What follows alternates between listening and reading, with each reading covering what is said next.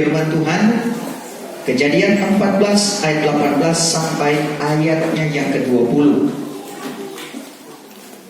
Firman Tuhan berbunyi demikian. Maka Melkisedek, Raja Salem, itu pun membawa roti dan anggur. Maka Melkisedek itu imam Allah Ta'ala adanya. Maka Melkisedek itu pun memberi berkat akan Abram. Seraya katanya bahwa Abram diberkati Allah Ta'ala yang mempunyai langit dan bumi. Maka segala puji bagi Allah Ta'ala yang telah menyerahkan segala musuhmu kepada tanganmu. Maka dipersembahkan Abram kepadanya dalam 10 asa daripada segala harta bendanya. Terima kasih. Dipersilakan duduk kembali.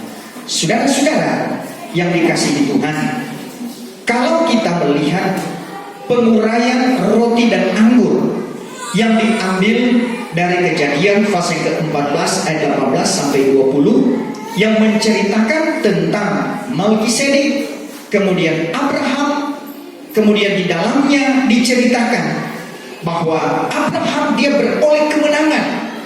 Abraham adalah seorang yang diperkenankan oleh Tuhan, dan Melkisedek dia memberikan itulah roti dan anggur. Saudara, kalau kita melihat di dalam Ibrani pasal yang ke-7 ayat pertama mulai di situ juga dinyatakan, diulangi dalam perjanjian baru tentang bagaimana Melkisedek itu. Akan tetapi di dalam penguraian tersebut sudah terkandung maksud bahwa siapakah Melkisedek itu. Artinya bahwa Melkisedek itu dia itu adalah menggambarkan tentang Tuhan serwa sekalian alam. Mari kita baca Ibrani pasal yang ke-7 ayatnya yang pertama.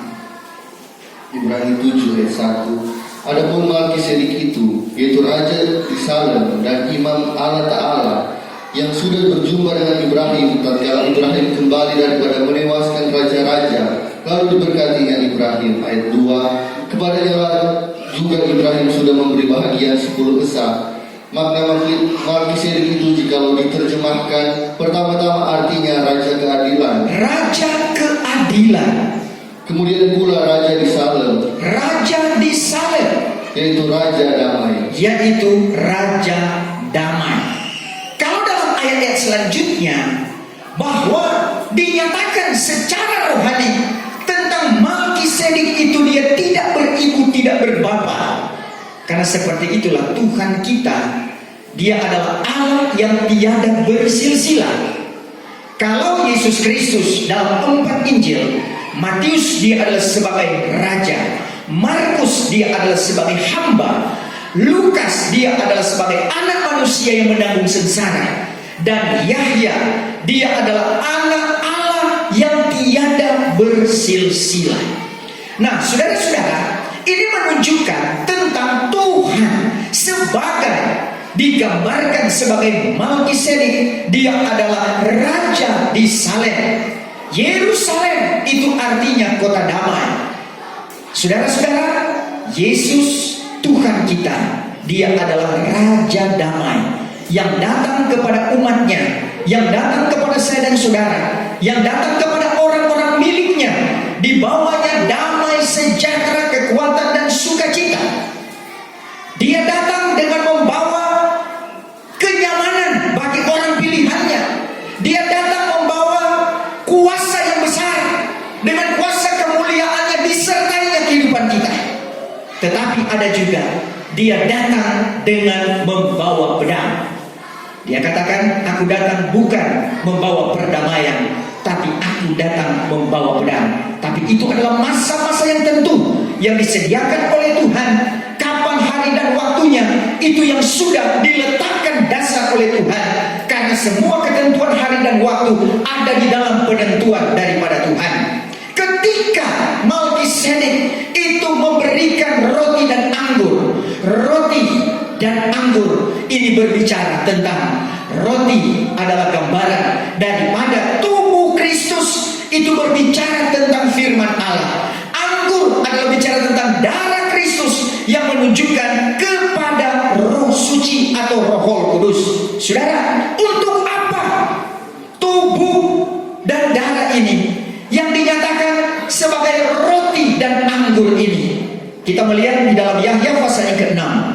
ayatnya yang ke-54, Yahya 6 ayatnya yang ke-54, apa kata firman Tuhan? Yahya pasal 6 ayat 54. Barang siapa yang makan tubuhku dan minum darahmu, pada dalam hidup yang kekal, dan aku ini akan menghidupkan dia pada hari kiamat. Saudara, betapa pentingnya tubuh Tuhan dan darah Tuhan. Kita melihat dari dua bagian besar, tubuh Tuhan dan darah Tuhan. Pertama adalah firman Allah dan kuasa Roh Kudus. Firman Allah dan kuasa Roh Kudus itu adalah kehidupan bagi kita gereja Tuhan. Mampukah kita berjalan dalam dunia ini tanpa firman dan roh?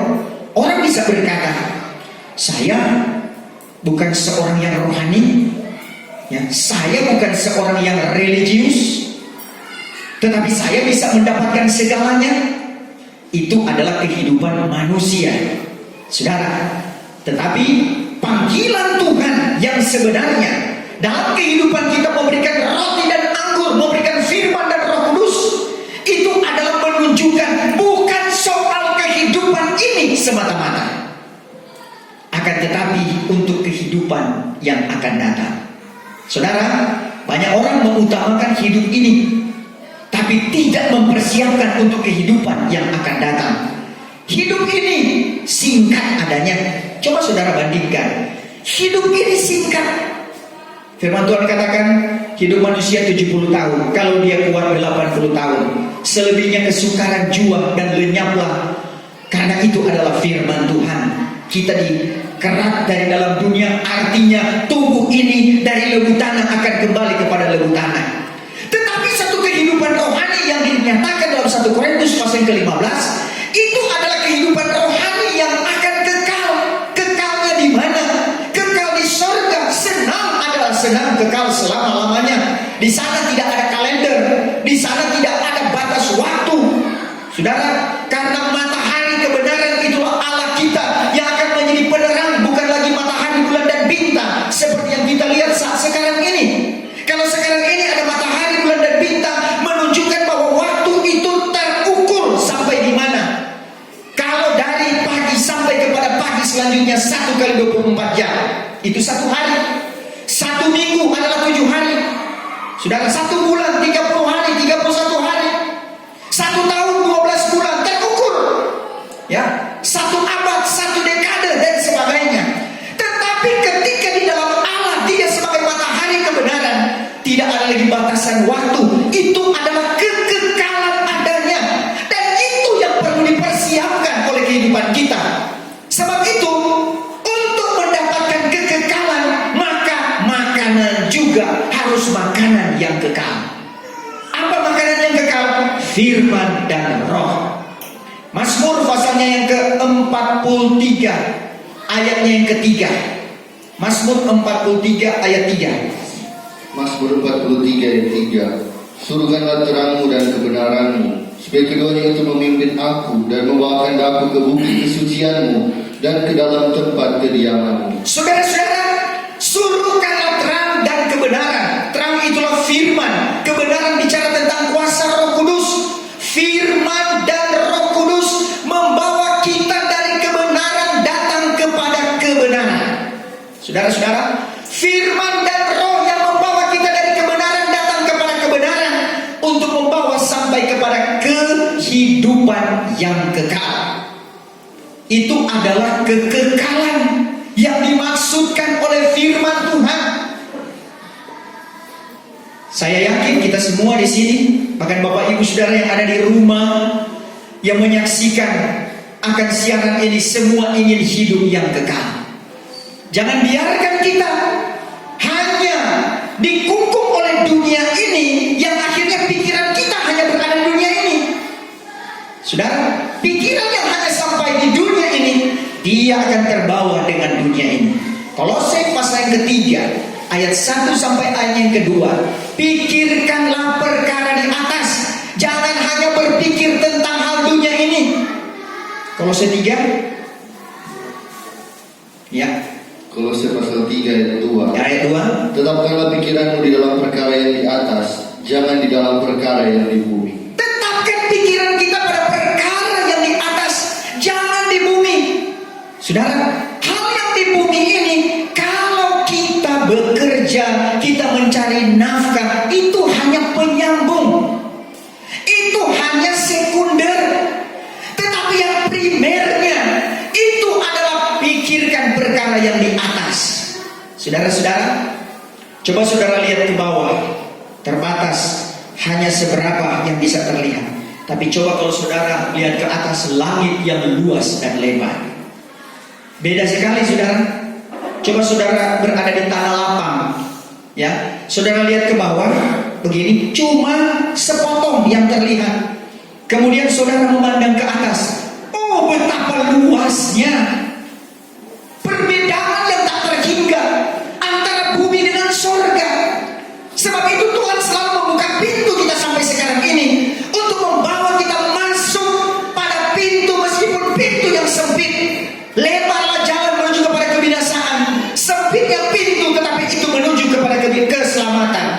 Kenapa sempit? Agar supaya kita tahu menghargai bahwa masuk ke dalam sorga penuh dengan banyak pengorbanan. Kita bisa menghargai apa yang kita kerjakan. Orang akan sangat menghargai hasil yang dia dapat kalau dia dapat itu dengan suar lelah. Sepeser pun dia akan hitung. Kenapa? Karena dia dapat dengan keringat, dia dapat dengan kelelahan, keletihannya. Tapi kalau gampang didapat saudara, jutaan, miliar pun gampang-gampang saja, enteng-enteng saja. Jalan sempit Tuhan sediakan bagi kita supaya kita penuh dengan pergumulan masuk. Kita menghargai setiap panggilan Allah. Sebab itu dia memberikan kita kekuatan. Lewat apa? Lewat firman dan rohnya. Lewat roti dan anggur inilah ketika Abraham, dia boleh diberikan roti dan anggur oleh Melkisedek. Dia boleh mendapatkan kemenangan ketika berperang melawan kerajaan Sodom. Raja Kedorlaomer. Ya, saudara-saudara, agak sulit untuk menyebutkannya. Dia mendapat kemenangan karena apa? Karena Tuhan menyertai akan kehidupannya. Kehidupan saya dan saudara, penyertaan Tuhan dalam kehidupan kita selalu akan dengan firman, selalu akan dengan kuasa Roh Kudus, selalu akan dengan pengajaran. Ingat bahwa sebagaimana rahasia roti yang ada di hadapan Allah di dalam kamar suci, yang ada di meja roti pertunjukan, itu dia bertahan 6 hari, saudara-saudara. Setiap masuk Sabat, maka itu harus diganti, ya, harus diganti. Ini menunjukkan sama seperti umat Israel. Ketika mereka masuk hari Sabat, mau masuk hari Sabat, sebelum hari Sabat, mereka harus pungut mana 2 kali ganda. Kalau hari-hari sebelumnya cukup apa yang mereka dapatkan untuk mereka makan pada hari itu. Kalau mereka mengambil lebih, maka mana itu akan mencair, saudara-saudara. Tetapi untuk hari Sabat berbeda.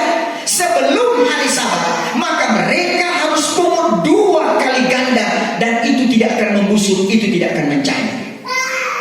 Saudara-saudara, 6 hari berbicara tentang 6.000 tahun.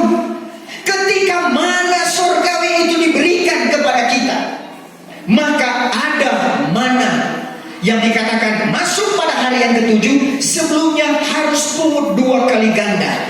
2 kali ganda ini bicara tentang firman dan pengajaran firman. Yaitulah wahyu firman dan wahyu pengajaran. Diberikan oleh Tuhan kepada gereja akhir zaman. Makan sebanyak-banyaknya roti kehidupan yang diberikan oleh Tuhan kepada kita untuk persiapkan diri masuk kepada 1000 tahun masa damai, yang disebut dengan Sabat yang sesungguhnya, yang disebut dengan perhentian yang sesungguhnya. Yesus berkata bahwa dialah perhentian, dialah Sabat yang sesungguhnya. Karena di mana kita berada, kita menghadap hadiratnya, disitulah perhentian yang sesungguhnya. Hari ini kita menghadap Dia, inilah perhentian yang dimana ada Tuhan, yang dimana ada Tuhan Yesus Kristus menyertai saya dan saudara. Kita yakin Tuhan sementara ada bersama dengan kita saat ini? Ada, saudara. Di mana ada kebenaran? Yang penting firman Allah itu sebagai kebenaran ada bagi kita. Yahya 1 ayat 1, firman itu adalah Tuhan sendiri. Yahya 1 ayat yang ke-14, itu adalah Dia yang menjelma menjadi manusia, firman yang menjadi daging. Itu sebabnya dinyatakan dengan roti. Itulah roti yang sebentar juga kita akan makan roti. Itulah bicara tentang tubuh Tuhan.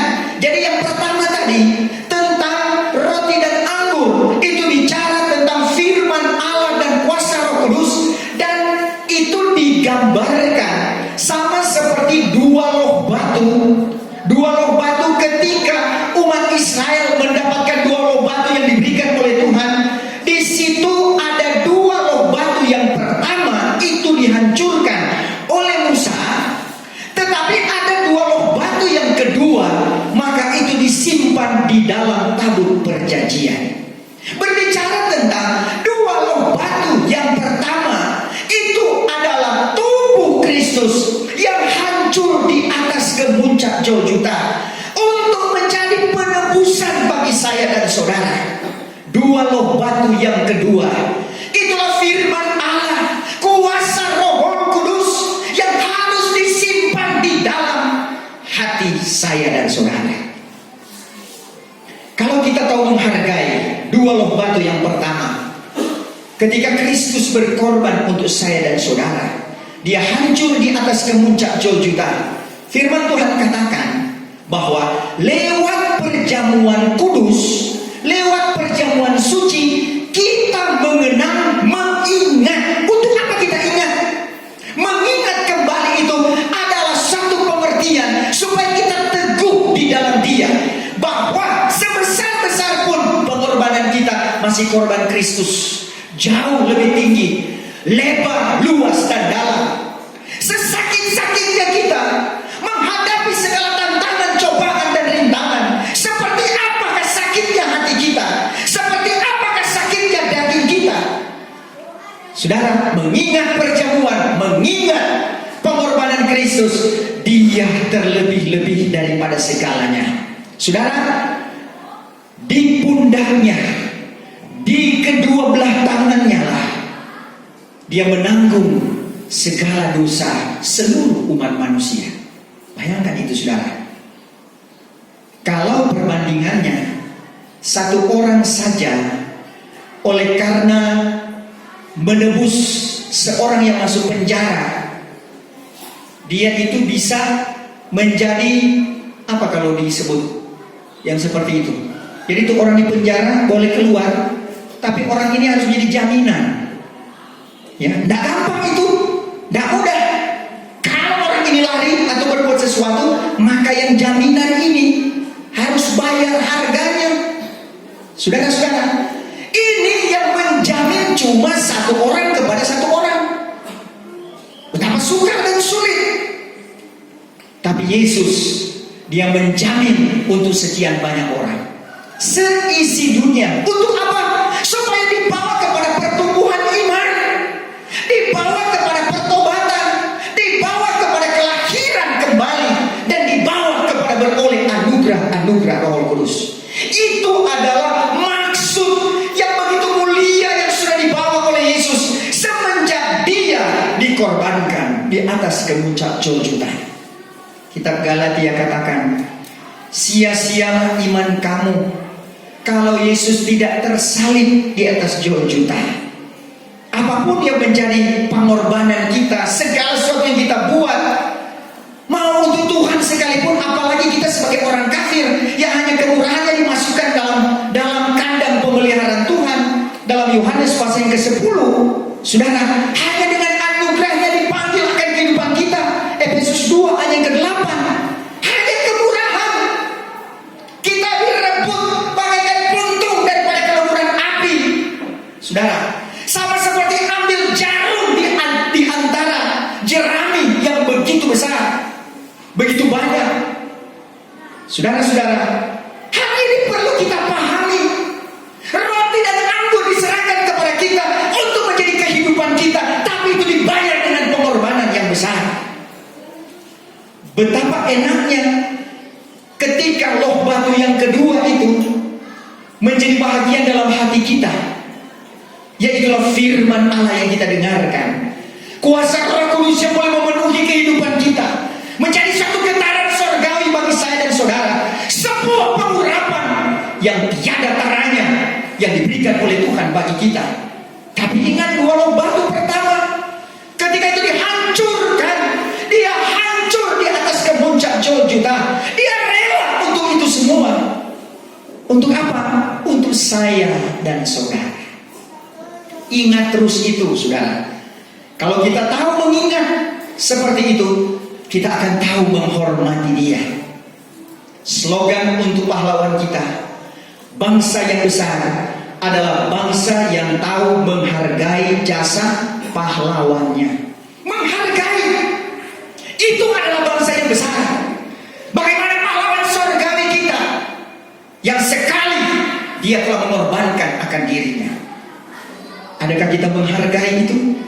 Kita menghargai itu dengan mengasihi dia. Firman Tuhan berkata, mengasihi Tuhan bukan hanya di bibir mulut, tetapi melakukan. Adakah kita melakukan firman Tuhan sebagai satu penghormatan kita, sebagai satu penghargaan kita kepada Tuhan? Dia telah memberikan roti dan anggurnya, firman dan kuasa Roh Kudusnya dinyatakan dalam kehidupan kita juga sebagai satu persiapan kita memegang itu sampai kepada akhir zaman. Bahkan ada pesta yang kita akan hadapi lewat pesta perjamuan kudus, seperti yang sebentar kita akan laksanakan, mengenang kembali tentang pengorbanan Tuhan dan bagaimana firman Allah dan Roh yang selalu menyertai akan kehidupan kita, yang menjadi kehidupan saya dan saudara, yang akan membawa baik kepada pesta di awan-awan yang permai. Wahyu 12 ayat yang ke-14. Kemudian dibawa kepada pesta perkawinan anak domba Allah, sejalan dengan Wahyu pasal yang ke-19, bahwa ketika kawin anak domba itu sudah tiba, maka istrinya pun sudah sedia, maka diberikannya kain khasa halus. Itulah kita dipenuhi dengan perbuatan lewat buah-buah Roh Kudus. Berarti Roh Kudus nyata melimpah untuk menyatakan perbuatan-perbuatan sesuai dengan kebenaran firman Tuhan yang terbaik. Saudara, kita manusia banyak kekurangan, banyak kelemahan. Saudara, bisa saja ada orang yang menyakiti kita. Kita sakit, merasa sakit karena orang lain. Bisa saja kita sendiri pun menyakiti orang lain tanpa kita sadari. Tetapi saudara-saudara, dengan tubuh dan darahnya yang membasuh kehidupan kita, memulihkan kehidupan saya dan saudara, Yesus dia disakiti tak terbatas, saudara-saudara. Ya, semenjak dia melewati proses dari awal sampai kepada salib itu sakit sekali, saudara-saudara. Ya, tubuh, jiwa dan roh, tekanan yang sangat luar biasa. Seberapa besar tekanan yang kita hadapi dalam keadaan dunia ini, apalagi untuk kita menyatakan kebenaran itu. Kebenaran itu bisa disalahkan. Kebenaran itu boleh dikatakan diutak-atik oleh manusia. Tetapi saudara-saudara, kebenaran itu akan tetap teguh pada pendiriannya. Dan kebenaran itu tidak akan pernah dikalahkan. Amin, saudara. Emas, dia boleh orang taruh di becek lumpur sekalipun.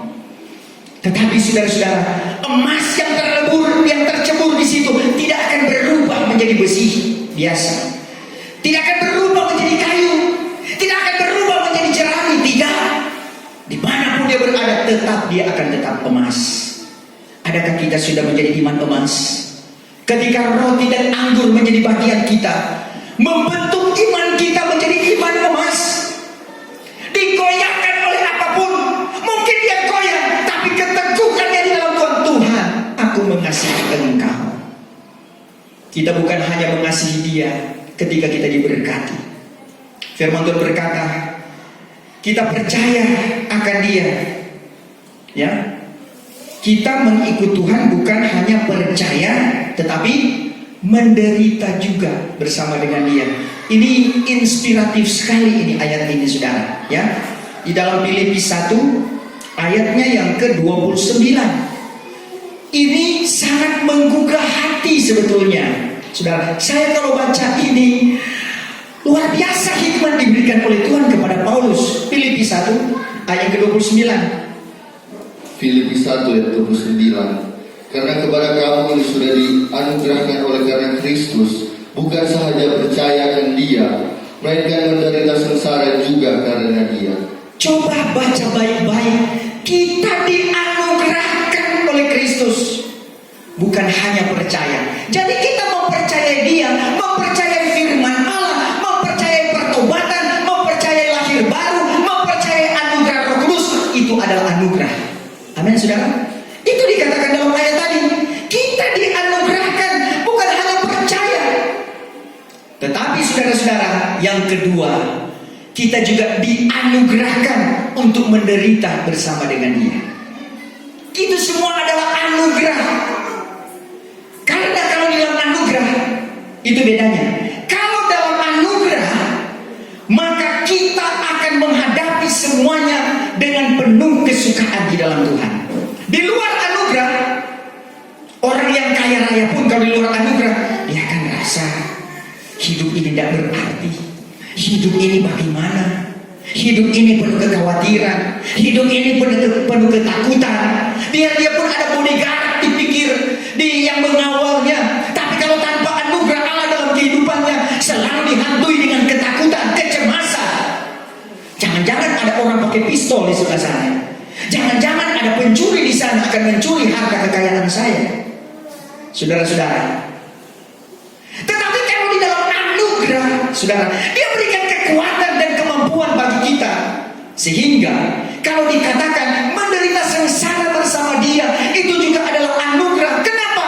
Karena berlaku Matius pasal yang ke-11 bahwa Dia akan memberikan kepada kita kekuatan untuk menghadapi semuanya.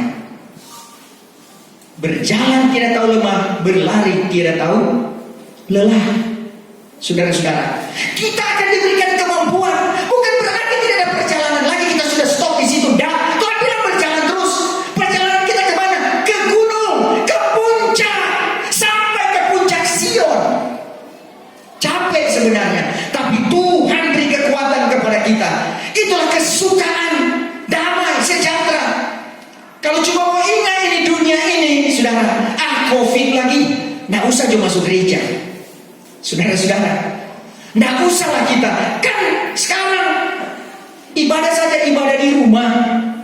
Saudara-saudara. Tetapi kita melihat bahwa dengan kekuatan yang ajaib Tuhan berikan kepada kita, kita boleh ada sampai sekarang ini. Kita boleh beribadah memuliakan nama Tuhan.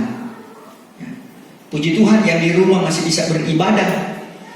Masih ada teknologi yang diberikan oleh Tuhan lewat live streaming. Bersyukurlah kepada Tuhan, sehingga boleh dikirim kemana-mana, agar supaya semua boleh ada kebangkitan iman, selalu ada kebangunan rohani. Itu yang diinginkan oleh Tuhan.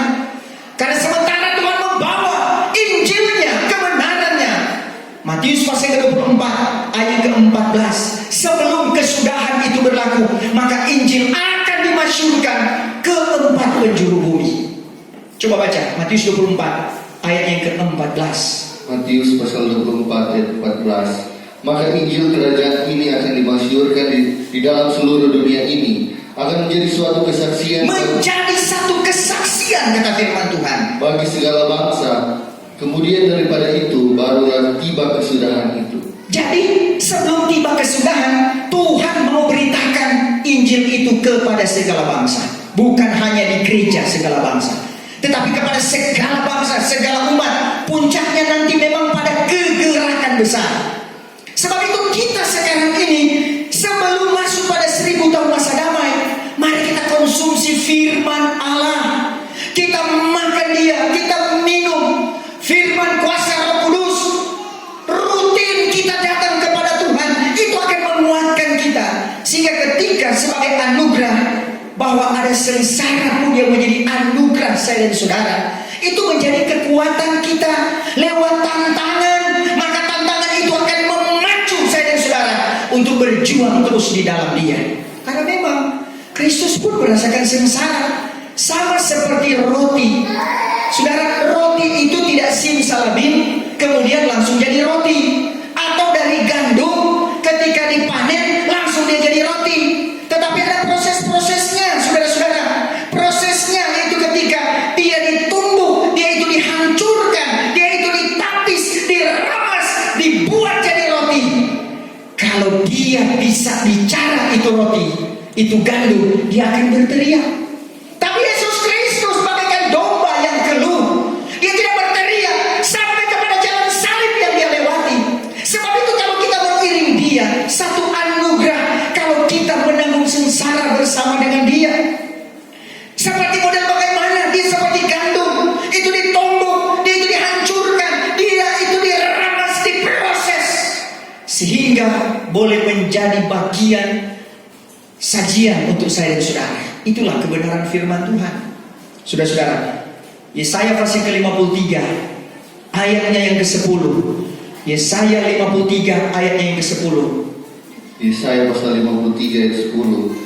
Tetapi adalah kehendak Tuhan juga menghancurkan dia dan mempersakiti dia apabila sudah diserahkannya nyawanya akan korban. Diserahkan nyawanya Akan korban karena salah. akan korban karena salah. Salah siapa? Salah orang isi dunia.